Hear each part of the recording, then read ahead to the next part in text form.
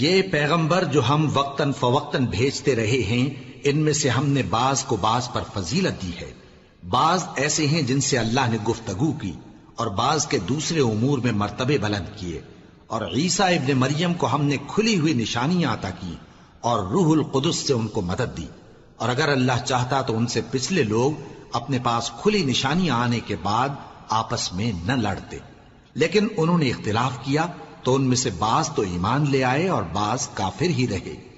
اور اگر اللہ چاہتا تو یہ لوگ باہم جنگ و قتال نہ کرتے، لیکن اللہ جو چاہتا ہے کرتا ہے۔ اے ایمان والو، جو مال ہم نے تم کو دیا ہے اس میں سے اس دن کے آنے سے پہلے پہلے خرچ کر لو جس میں نہ اعمال کا سودا ہو اور نہ دوستی اور سفارش ہو سکے،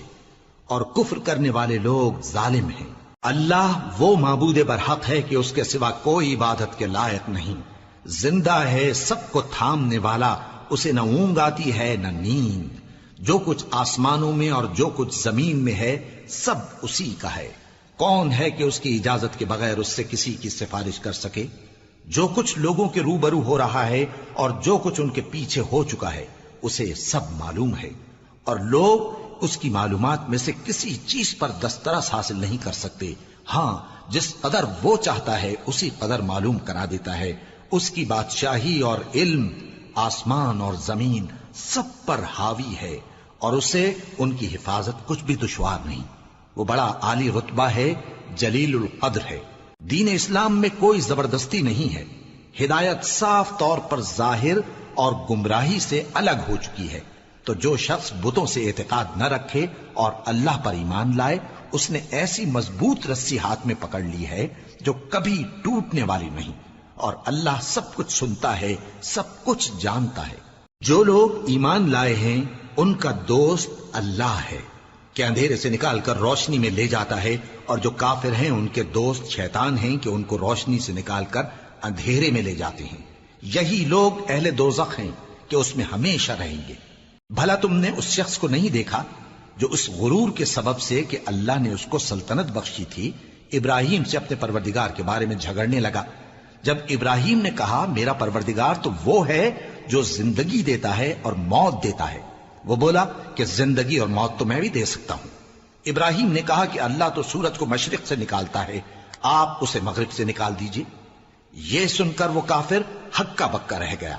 اور اللہ بے انصافوں کو ہدایت نہیں دیا کرتا۔ یا اسی طرح اس شخص کو نہیں دیکھا جس کا ایک بستی پر جو اپنی چھتوں پر گری پڑی تھی گزر ہوا،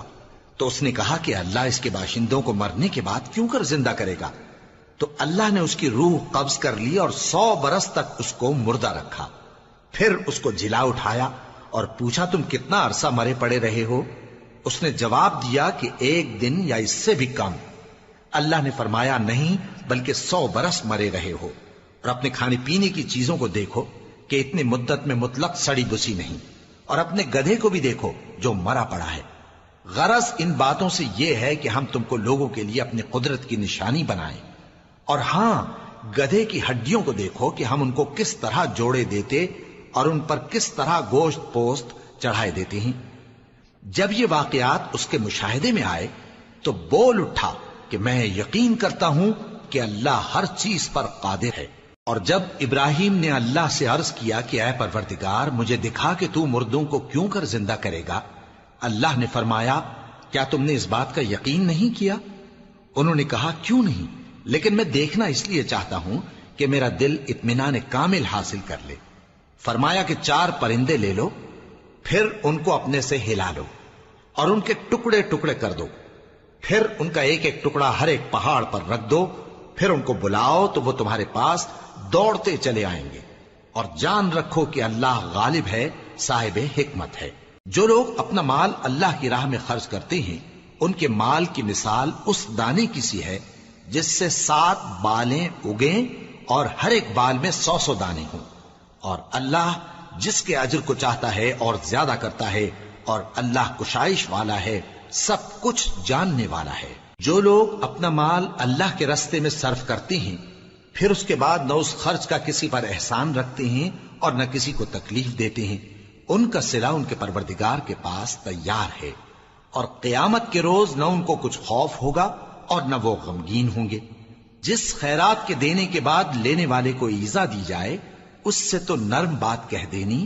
اور درگزر کرنا بہتر ہے، اور اللہ بے نیاز ہے، بردبار ہے۔ مومنوں، اپنے صدقات و خیرات احسان رکھنے اور ایذا دینے سے اس شخص کی طرح برباد نہ کر دینا جو لوگوں کو دکھاوے کے لیے مال خرچ کرتا ہے اور اللہ اور روز آخر پر ایمان نہیں رکھتا، تو اس کے مال کی مثال اس چٹان کی سی ہے جس پر تھوڑی سی مٹی پڑی ہو اور اس پر زور کا مے برس کر اسے صاف کر ڈالے۔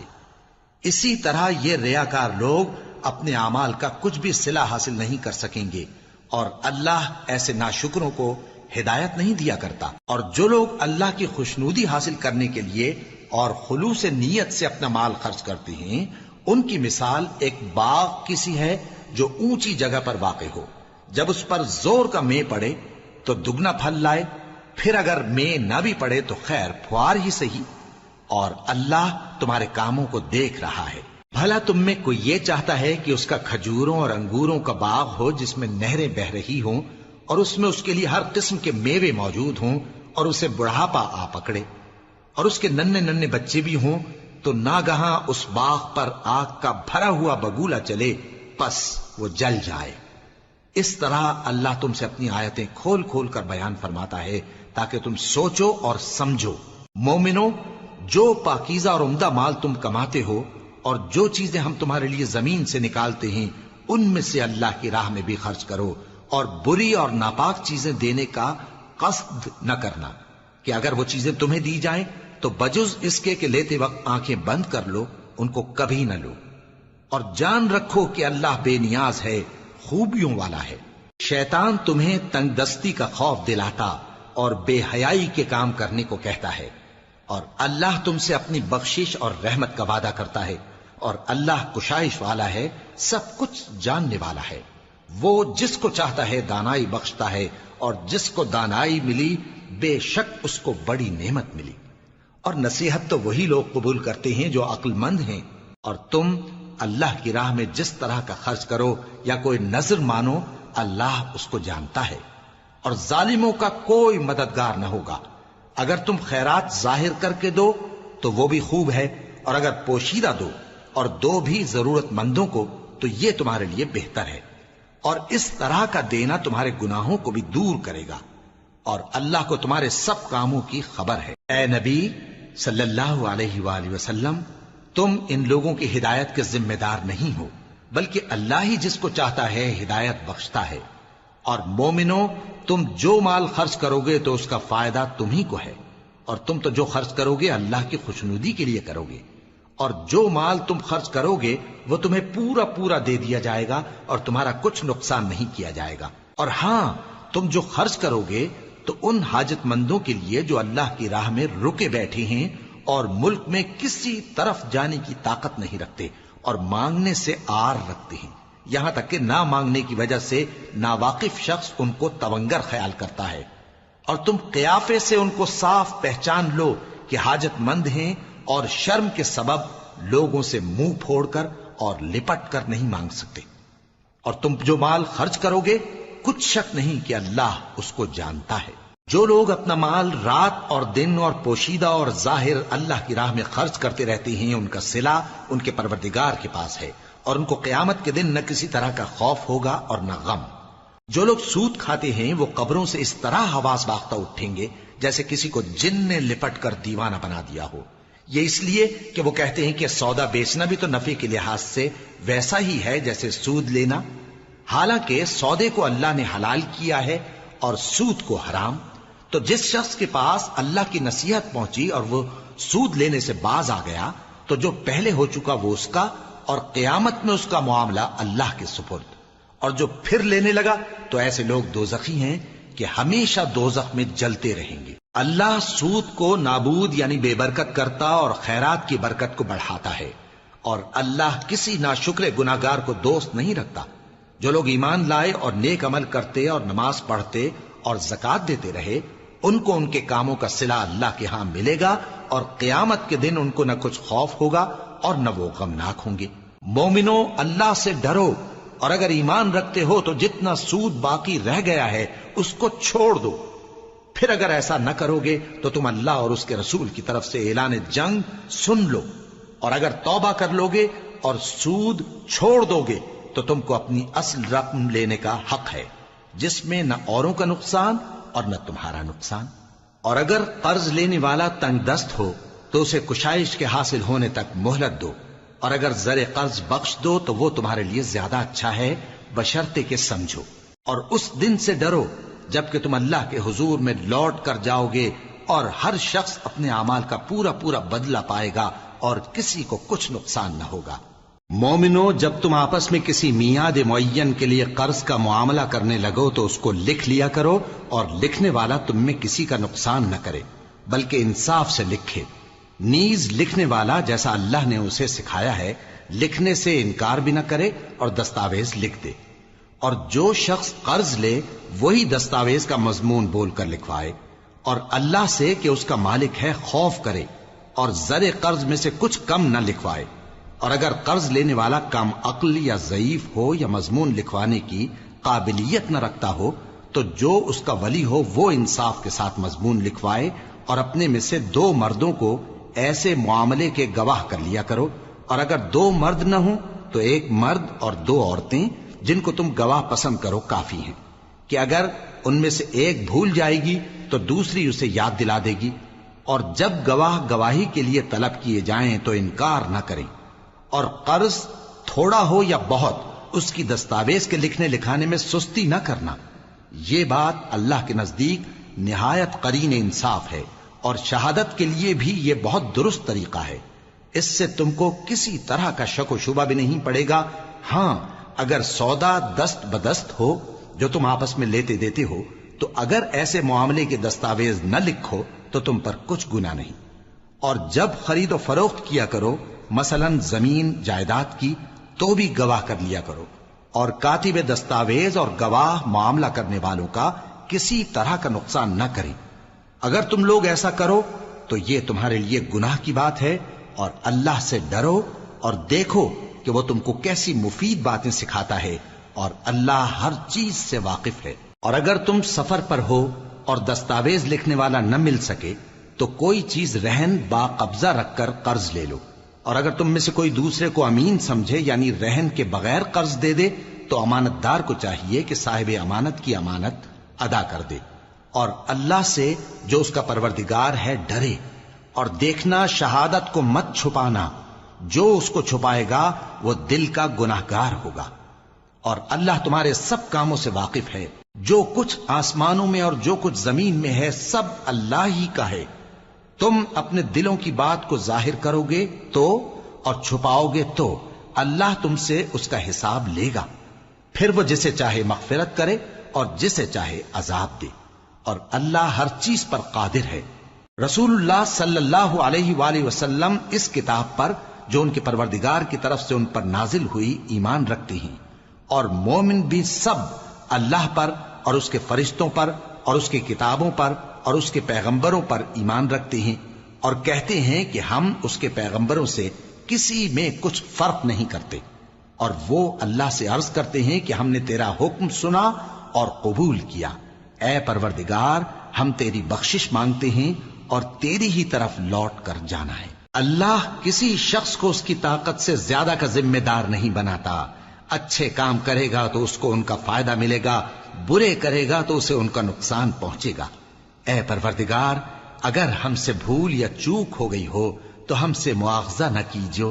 اے پروردگار، ہم پر ایسا بوجھ نہ ڈالیو جیسا تو نے ہم سے پہلے لوگوں پر ڈالا تھا۔ اے پروردگار، جتنا بوجھ اٹھانے کی ہم میں طاقت نہیں اتنا بوجھ ہم پر نہ رکھیو، اور اے پروردگار ہمارے گناہوں سے درگزر کر اور ہمیں بخش دے اور ہم پر رحم فرما، تو ہی ہمارا مددگار ہے، سو ہم کو کافروں پر غالب کر۔ شروع اللہ کا نام لے کر جو بڑا مہربان نہایت رحم والا ہے۔ الف لام میم۔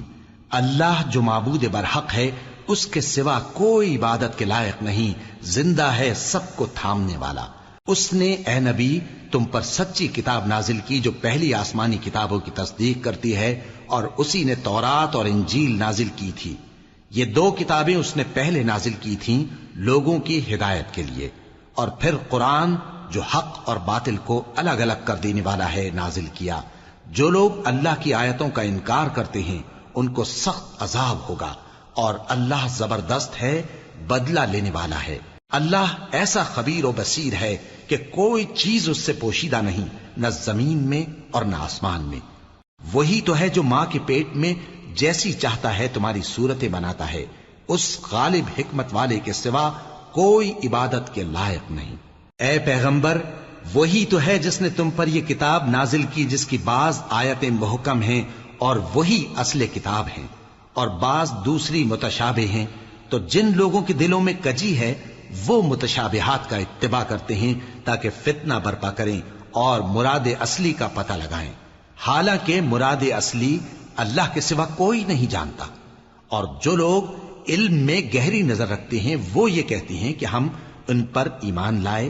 یہ سب آیات ہمارے پروردگار کی طرف سے ہیں،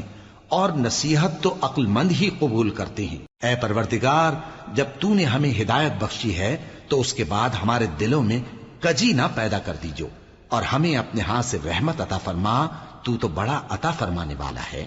اے پروردگار، تو اس روز جس کے آنے میں کچھ بھی شک نہیں سب لوگوں کو اپنے حضور میں جمع کر لے گا، بے شک اللہ خلاف وعدہ نہیں کرتا۔ جو لوگ کافر ہوئے اس دن نہ تو ان کا مال ہی اللہ کے عذاب سے ان کو بچا سکے گا اور نہ ان کی اولاد ہی کچھ کام آئے گی، اور یہ لوگ آتش جہنم کا ایندھن ہوں گے۔ ان کا حال بھی فرعونیوں اور ان سے پہلے لوگوں کا سا ہوگا جنہوں نے ہماری آیتوں کی تکذیب کی تھی، تو اللہ نے ان کو ان کے گناہوں کے سبب عذاب میں پکڑ لیا تھا، اور اللہ سخت عذاب کرنے والا ہے۔ اے پیغمبر، کافروں سے کہہ دو کہ تم دنیا میں بھی عنقریب مغلوب ہو جاؤ گے اور آخرت میں جہنم کی طرف اکٹھا کیے جاؤ گے، اور وہ بری جگہ ہے۔ تمہارے لیے دو گروہوں میں جو جنگ بدر کے دن آپس میں بھڑ گئے قدرت الہی کی عظیم الشان نشانی تھی۔ ایک گروہ مسلمانوں کا تھا، وہ اللہ کی راہ میں لڑ رہا تھا، اور دوسرا گروہ کافروں کا تھا، وہ ان کو اپنی آنکھوں سے اپنے سے دگنا مشاہدہ کر رہا تھا۔ اور اللہ اپنی نصرت سے جس کو چاہتا ہے مدد دیتا ہے۔ جو اہل بصارت ہیں ان کے لیے اس واقعے میں بڑی عبرت ہے۔ لوگوں کو ان کی خواہشوں کی چیزیں یعنی عورتیں اور بیٹے اور سونے اور چاندی کے بڑے بڑے ڈھیر اور نشان لگے ہوئے گھوڑے اور مویشی اور کھیتی بڑی زینت دار معلوم ہوتی ہیں، مگر یہ سب دنیا ہی کی زندگی کے سامان ہیں، اور اللہ کے پاس بہت اچھا ٹھکانہ ہے۔ اے پیغمبر، ان سے کہو کہ بھلا میں تم کو ایسی چیز بتاؤں جو ان چیزوں سے کہیں اچھی ہو؟ سنو، جو لوگ پرہیزگار ہیں ان کے لیے اللہ کے ہاں باغات بہشت ہیں جن کے نیچے نہریں بہ رہی ہیں، ان میں وہ ہمیشہ رہیں گے، اور پاکیزہ بیویاں ہیں، اور سب سے بڑھ کر اللہ کی خوشنودی۔ اور اللہ اپنے سب بندوں کو دیکھ رہا ہے جو اللہ سے التجا کرتے ہیں کہ اے پروردگار، ہم ایمان لے آئے سو ہم کو ہمارے گناہ معاف فرما اور ہم کو دوزخ کے عذاب سے محفوظ رکھ۔ یہ وہ لوگ ہیں جو مشکلات میں صبر کرتے اور سچ بولتے اور عبادت میں لگے رہتے اور نیکی میں خرچ کرتے اور اوقات سحر میں گناہوں کی معافی مانگا کرتے ہیں۔ اللہ تو اس بات کی گواہی دیتا ہے کہ اس کے سوا کوئی معبود نہیں، اس حال میں کہ وہ انصاف کا حاکم ہے، اور فرشتے اور علم والے بھی گواہی دیتے ہیں کہ اس غالب حکمت والے کے سوا کوئی لائق عبادت نہیں۔ دین تو اللہ کے نزدیک اسلام ہی ہے، اور اہل کتاب نے جو اس دین سے اختلاف کیا تو علم حاصل ہونے کے بعد آپس کی ضد سے کیا،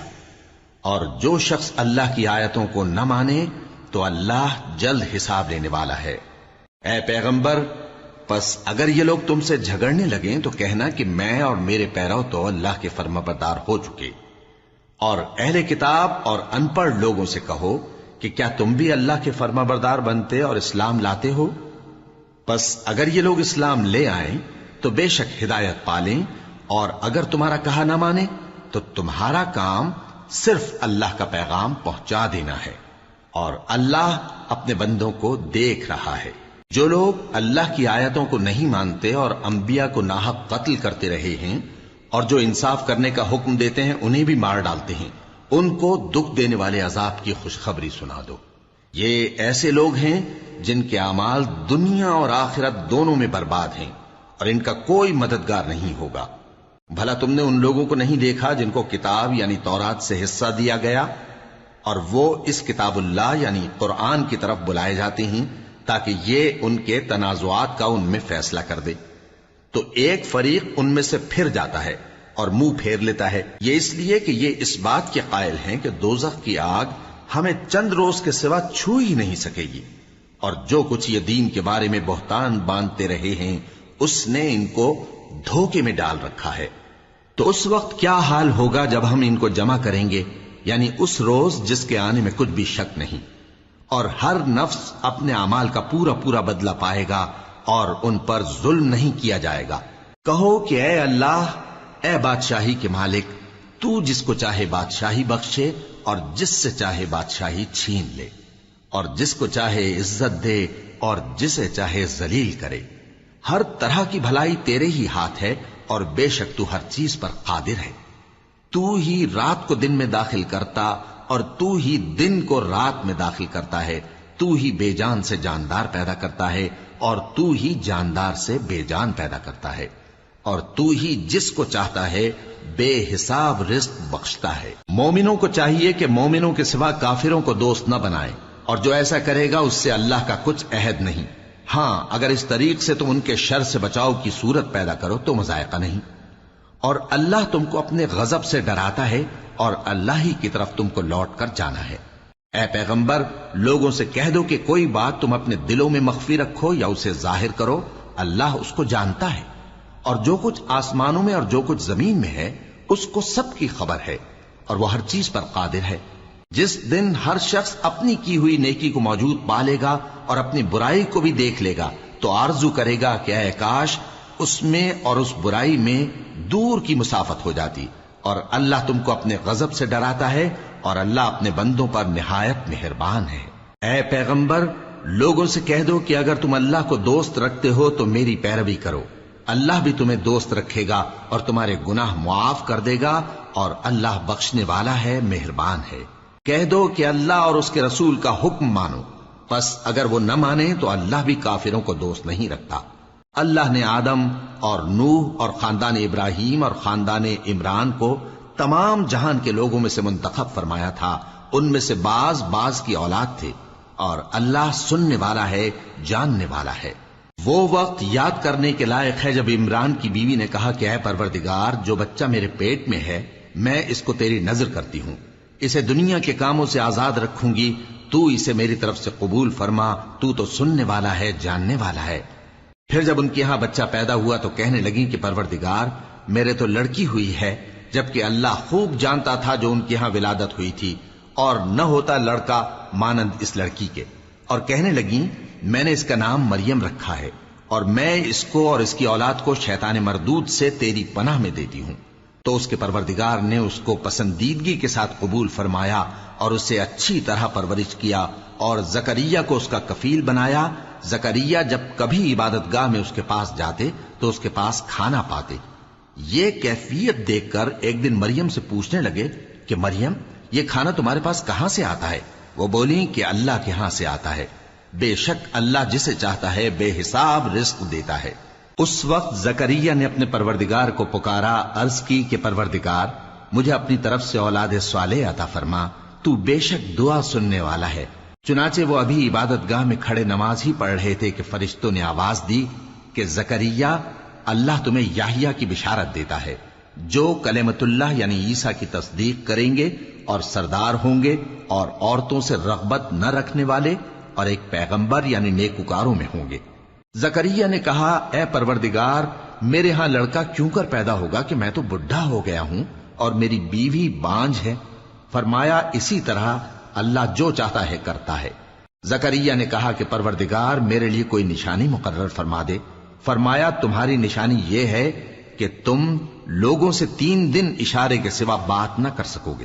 تو ان دنوں میں اپنے پروردگار کی کثرت سے یاد اور صبح و شام اس کی تسبیح کرنا۔ اور جب فرشتوں نے مریم سے کہا کہ مریم، اللہ نے تم کو برگزیدہ کیا ہے اور تمہیں پاک بنایا ہے اور دنیا جہان کی عورتوں میں سے تم کو منتخب کیا ہے، اے مریم، اپنے پروردگار کی فرما برداری کرنا اور سجدہ کرنا اور رکوع کرنے والوں کے ساتھ رکوع کرنا۔ اے نبی، یہ باتیں اخبار غیب میں سے ہیں جو ہم تمہارے پاس بھیجتے ہیں۔ اور جب وہ لوگ اپنے قلم بطور قرعہ ڈال رہے تھے کہ مریم کا کفیل کون بنے تو تم ان کے پاس نہیں تھے، اور نہ اس وقت ہی ان کے پاس تھے جب وہ آپس میں جھگڑ رہے تھے۔ وہ وقت بھی یاد کرنے کے لائق ہے جب فرشتوں نے مریم سے کہا کہ مریم، اللہ تم کو اپنی طرف سے ایک کلمے کی بشارت دیتا ہے جس کا نام مسیح اور مشہور عیسیٰ ابن مریم ہوگا، اور جو دنیا اور آخرت میں آبرو مند اور مقربین میں سے ہوگا، اور ماں کی گود میں اور بڑی عمر کا ہو کر دونوں حالتوں میں لوگوں سے یکساں گفتگو کرے گا اور نیکوکاروں میں ہوگا۔ مریم نے کہا کہ پروردگار، میرے ہاں بچہ کیوں کر ہوگا کہ کسی انسان نے مجھے ہاتھ تک تو لگایا نہیں۔ فرمایا کہ اللہ اسی طرح جو چاہتا ہے پیدا کرتا ہے، جب وہ کوئی کام کرنا چاہتا ہے تو ارشاد فرما دیتا ہے کہ ہو جا تو وہ ہو جاتا ہے، اور وہ اسے کتاب و حکمت اور تورات اور انجیل کا علم عطا کرے گا، اور عیسیٰ بنی اسرائیل کی طرف پیغمبر ہو کر جائیں گے اور کہیں گے کہ میں تمہارے پاس تمہارے پروردگار کی طرف سے نشانی لے کر آیا ہوں، وہ یہ کہ تمہارے سامنے مٹی سے پرندے کی صورت بناتا ہوں، پھر اس میں پھونک مارتا ہوں تو وہ اللہ کے حکم سے سچ مچ پرندہ ہو جاتا ہے، اور پیدائشی اندھے اور ابرص کو تندرست کر دیتا ہوں،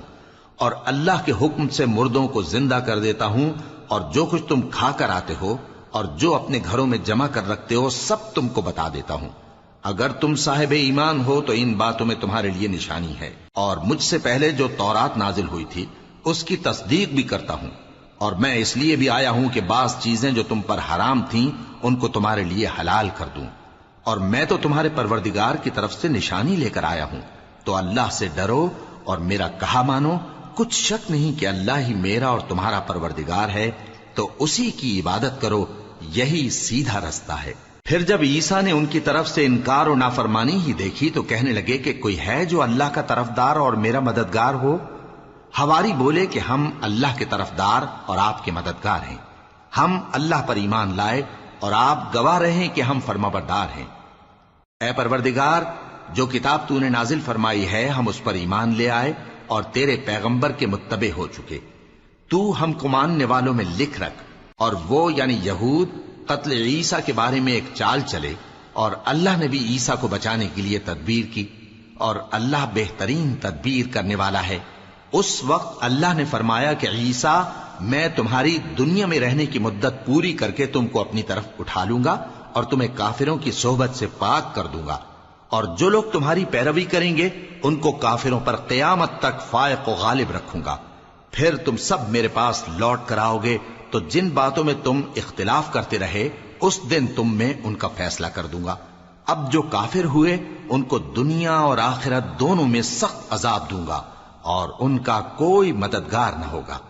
اور جو لوگ ایمان لائے اور عمل نیک کرتے رہے ان کو اللہ پورا پورا صلہ دے گا، اور اللہ ظالموں کو دوست نہیں رکھتا۔ اے نبی، یہ ہم تم کو اللہ کی آیتیں اور حکمت بھری نصیحتیں پڑھ پڑھ کر سناتے ہیں۔ عیسیٰ کا حال اللہ کے نزدیک آدم کا سا ہے کہ اس نے پہلے مٹی سے ان کو بنایا، پھر فرمایا کہ باشعور انسان ہو جا، تو وہ ویسے ہی ہو گئے۔ یہ بات تمہارے پروردگار کی طرف سے حق ہے، تو تم ہرگز شک کرنے والوں میں نہ ہونا۔ پھر اگر یہ لوگ عیسیٰ کے بارے میں تم سے جھگڑا کریں اس کے بعد کہ تم کو حقیقت معلوم ہو ہی چکی ہے، تو ان سے کہنا کہ آؤ ہم اپنے بیٹوں اور بیٹیوں کو بلائیں، تم اپنے بیٹوں اور بیٹیوں کو بلاؤ، اور ہم خود بھی آئیں اور تم خود بھی آؤ، پھر دونوں فریق اللہ سے دعا و التجا کریں، اس طرح جھوٹوں پر اللہ کی لعنت بھیجیں۔ یہ تمام بیانات صحیح ہیں، اور اللہ کے سوا کوئی معبود نہیں، اور بے شک اللہ غالب ہے، صاحب حکمت ہے۔ بس اگر یہ لوگ پھر جائیں تو اللہ مفسدوں کو خوب جانتا ہے۔ کہہ دو کہ اے اہل کتاب، جو بات ہمارے اور تمہارے دونوں کے درمیان یکساں تسلیم کی گئی ہے اس کی طرف آؤ، وہ یہ کہ اللہ کے سوا ہم کسی کی عبادت نہ کریں اور اس کے ساتھ کسی چیز کو شریک نہ بنائیں، اور ہم میں کوئی کسی کو اللہ کے سوا اپنا کارساز نہ سمجھے۔ پھر اگر یہ لوگ اس بات کو نہ مانیں تو ان سے کہہ دو کہ تم گواہ رہو کہ ہم اللہ کے فرما بردار ہیں۔ اے اہل کتاب، تم ابراہیم کے بارے میں کیوں جھگڑتے ہو؟ حالانکہ تورات اور انجیل ان کے بعد اتری ہیں اور وہ پہلے ہو چکے، تو کیا تم عقل نہیں رکھتے؟ دیکھو، ایسی بات میں تو تم نے جھگڑا کیا ہی تھا جس کا تمہیں کچھ علم تھا بھی، مگر ایسی بات میں کیوں جھگڑتے ہو جس کا تم کو کچھ بھی علم نہیں؟ اور اللہ جانتا ہے اور تم نہیں جانتے۔ ابراہیم نہ تو یہودی تھے اور نہ عیسائی، بلکہ سب سے بے تعلق ہو کر ایک اللہ کے ہو رہے تھے اور اسی کے فرما بردار تھے اور مشرکوں میں نہ تھے۔ ابراہیم سے زیادہ قرب رکھنے والے تو وہ لوگ ہیں جو ان کی پیروی کرتے رہے، اور یہ پیغمبر آخر الزماں صلی اللہ علیہ وآلہ وسلم اور وہ لوگ جو ایمان لائے ہیں، اور اللہ مومنوں کا کارساز ہے۔ اے اہل اسلام، بعض اہل کتاب اس بات کی خواہش رکھتے ہیں کہ کسی طرح تم کو گمراہ کر دیں، حالانکہ یہ تم کو کیا گمراہ کریں گے، اپنے آپ کو ہی گمراہ کر رہے ہیں اور نہیں جانتے۔ اے اہل کتاب، تم اللہ کی آیتوں سے کیوں انکار کرتے ہو اور تم تورات کو مانتے تو ہو؟ اے اہل کتاب، تم سچ کو جھوٹ کے ساتھ خلط ملط کیوں کرتے ہو اور حق کو کیوں چھپاتے ہو جبکہ تم جانتے بھی ہو؟ اور اہل کتاب کا ایک گروہ اپنے آدمیوں سے کہتا ہے کہ جو کتاب مومنوں پر نازل ہوئی ہے اس پر دن کے شروع میں تو ایمان لے آیا کرو اور اس کے آخر میں انکار کر دیا کرو، تاکہ وہ اسلام سے برگشتہ ہو جائیں، اور اپنے دین کے پیروں کے سوا کسی اور کی بات کا یقین نہ کر لینا۔ اے پیغمبر، کہہ دو کہ ہدایت تو اللہ ہی کی ہدایت ہے۔ وہ یہ بھی کہتے ہیں، یہ بھی نہ ماننا کہ جو چیز تم کو ملی ہے ویسی کسی اور کو بھی مل سکتی ہے، ورنہ وہ تم پر تمہارے رب کے روبرو حجت قائم کر دیں گے۔ اے پیغمبر، کہہ دو کہ بزرگی اللہ ہی کے ہاتھ میں ہے، وہ جسے چاہتا ہے دیتا ہے، اور اللہ کشائش والا ہے، علم والا ہے۔ وہ اپنی رحمت سے جس کو چاہتا ہے خاص کر لیتا ہے، اور اللہ بڑے فضل کا مالک ہے۔ اور اہل کتاب میں سے کوئی تو ایسا ہے کہ اگر تم اس کے پاس دیناروں کا ڈھیر امانت رکھ دو تو تم کو فوراً واپس دے دے، اور کوئی اس طرح کا ہے کہ اگر اس کے پاس 1 دینار بھی امانت رکھو تو جب تک اس کے سر پر ہر وقت کھڑے نہ رہو تمہیں دے ہی نہیں۔ یہ اس لیے کہ وہ کہتے ہیں کہ امیوں کے بارے میں ہم سے مواخذہ نہیں ہوگا۔ یہ اللہ پر محض جھوٹ بولتے ہیں اور اس بات کو جانتے بھی ہیں۔ ہاں، کیوں نہیں، جو شخص اپنے اقرار کو پورا کرے اور پرہیزگار بنا رہے تو اللہ بھی پرہیزگاروں کو دوست رکھتا ہے۔ جو لوگ اللہ کے اقراروں اور اپنی قسموں کو بیچ ڈالتے ہیں اور ان کے عوض تھوڑی سی قیمت حاصل کرتے ہیں، ان کا آخرت میں کچھ حصہ نہیں۔ ان سے اللہ نہ تو کلام کرے گا اور نہ قیامت کے روز ان کی طرف دیکھے گا، اور نہ ان کو پاک کرے گا، اور ان کو دکھ دینے والا عذاب ہوگا۔ اور ان اہل کتاب میں بعض ایسے ہیں کہ کتاب یعنی تورات کو زبان مروڑ مروڑ کر پڑھتے ہیں تاکہ تم سمجھو کہ جو کچھ وہ پڑھتے ہیں کتاب میں سے ہے، حالانکہ وہ کتاب میں سے نہیں ہوتا، اور کہتے ہیں کہ وہ اللہ کی طرف سے نازل ہوا ہے، حالانکہ وہ اللہ کی طرف سے نہیں ہوتا، اور اللہ پر جھوٹ بولتے ہیں اور یہ بات جانتے بھی ہیں۔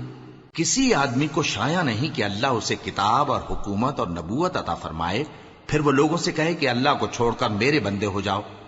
بلکہ اس کو یہ کہنا چاہیے کہ اے اہل کتاب، تم ربانی ہو جاؤ، کیونکہ تم کتاب کی تعلیم بھی دیتے ہو اور کیونکہ پڑھتے پڑھاتے رہتے ہو۔ اور اس کو یہ بھی نہیں کہنا چاہیے کہ تم فرشتوں اور پیغمبروں کو معبود بنا لو۔ بھلا جب تم مسلمان ہو چکے تو کیا وہ تمہیں کافر ہونے کو کہے گا؟ اور جب اللہ نے پیغمبروں سے عہد لیا کہ جب میں تم کو کتاب اور دانائی عطا کروں پھر تمہارے پاس کوئی پیغمبر آئے جو تمہاری کتاب کی تصدیق کرے تو تمہیں ضرور اس پر ایمان لانا ہوگا اور ضرور اس کی مدد کرنی ہوگی۔ اور عہد لینے کے بعد پوچھا کہ بھلا تم نے اقرار کیا اور اس اقرار پر میرا ذمہ لیا، یعنی مجھے ضامن ٹھہرایا؟ انہوں نے کہا ہاں، ہم نے اقرار کیا۔ فرمایا کہ تم اس عہد و پیمان کے گواہ رہو اور میں بھی تمہارے ساتھ گواہ ہوں۔ اب جو لوگ اس کے بعد پھر جائیں تو وہی بد کردار ہیں۔ پھر کیا یہ کافر اللہ کے دین کے سوا کسی اور دین کے طالب ہیں؟ حالانکہ سب اہل آسمان و زمین خوشی یا ناخوشی سے اللہ کے فرما بردار ہیں اور اسی کی طرف لوٹ کر جانے والے ہیں۔ کہو کہ ہم اللہ پر ایمان لائے اور جو کتاب ہم پر نازل ہوئی اور جو صحیفے ابراہیم اور اسماعیل اور اسحاق اور یعقوب اور ان کی اولاد پر اترے، اور جو کتابیں موسیٰ اور عیسیٰ اور دوسرے انبیاء کو پروردگار کی طرف سے ملیں، سب پر ایمان لائے۔ ہم ان پیغمبروں میں سے کسی میں کچھ فرق نہیں کرتے، اور ہم اسی اللہ کے فرما بردار ہیں۔ اور جو شخص اسلام کے سوا کسی اور دین کا طالب ہوگا وہ اس سے ہرگز قبول نہیں کیا جائے گا، اور ایسا شخص آخرت میں نقصان اٹھانے والوں میں ہوگا۔ اللہ ایسے لوگوں کو کیوں کر ہدایت دے جو ایمان لانے کے بعد کافر ہو گئے اور پہلے اس بات کی گواہی دے چکے کہ یہ پیغمبر برحق ہے اور ان کے پاس دلائل بھی آ گئے، اور اللہ بے انصافوں کو ہدایت نہیں دیتا۔ ان لوگوں کی سزا یہ ہے کہ ان پر اللہ کی اور فرشتوں کی اور انسانوں کی سب کی لعنت ہے، ہمیشہ اس لعنت میں گرفتار رہیں گے۔ ان سے نہ تو عذاب ہلکا کیا جائے گا اور نہ انہیں مہلت دی جائے گی۔ ہاں، جنہوں نے اس کے بعد توبہ کی اور اپنی حالت درست کر لی تو اللہ بخشنے والا مہربان ہے۔ جو لوگ ایمان لانے کے بعد کافر ہو گئے پھر کفر میں بڑھتے گئے، ایسوں کی توبہ ہرگز قبول نہیں ہوگی اور یہ لوگ گمراہ ہیں۔ جو لوگ کافر ہوئے اور کفر ہی کی حالت میں مر گئے، وہ اگر نجات حاصل کرنی چاہیں اور بدلے میں زمین بھر سونا دیں تو ہرگز قبول نہیں کیا جائے گا۔ ان لوگوں کو دکھ دینے والا عذاب ہوگا اور ان کا کوئی مددگار نہیں ہوگا۔